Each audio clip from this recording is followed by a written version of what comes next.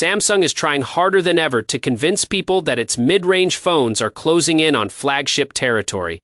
But the upcoming Samsung Galaxy A57 feels more like clever positioning than real innovation. After a flood of leaks, retailer listings, and those now widely circulated hands-on videos from Thailand, the A57 is being framed as a major step forward for the A series. But when you strip away the hype, it becomes clear that Samsung is mostly refining old ideas instead of introducing anything truly new. The biggest talking point, Transcript Assist, is being treated like a breakthrough feature, yet it's essentially an extension of tools we've already seen before. Voice-to-text conversion, summaries, and translation have existed for years. Samsung simply moved a premium feature down from its Galaxy S lineup to make the A57 feel more advanced. The design follows the same predictable pattern. The glass and metal build looks polished, the bezels are slimmer, and the device appears thinner, but none of this feels bold or original. It's a safe evolution rather than a standout redesign.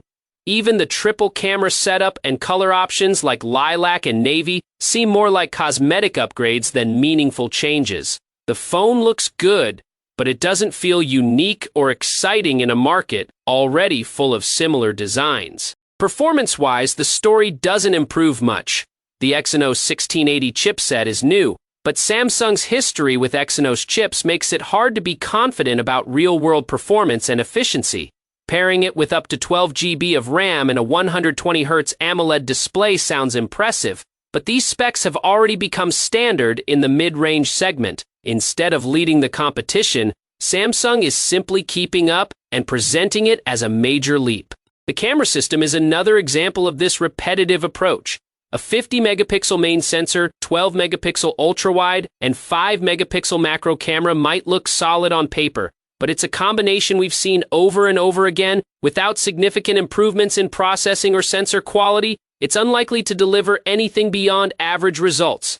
The macro lens in particular feels unnecessary, more like a checkbox feature than something users actually need. Battery life and charging are equally predictable.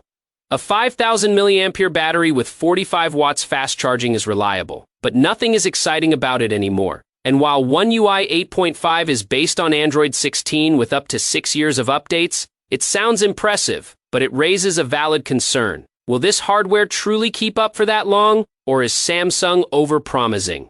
Then comes the pricing, which makes things even harder to justify. With leaks suggesting around $563 for the 256 GB variant and up to $657 for higher storage, the A57 starts stepping into flagship territory without delivering a flagship experience. At that price, expectations rise, and the A57 doesn't quite meet them. The Galaxy A57 isn't a bad phone, but it's far from the breakthrough Samsung is trying to sell. It's polished, predictable, and carefully marketed to feel more impressive than it really is. That's all for now. Goodbye.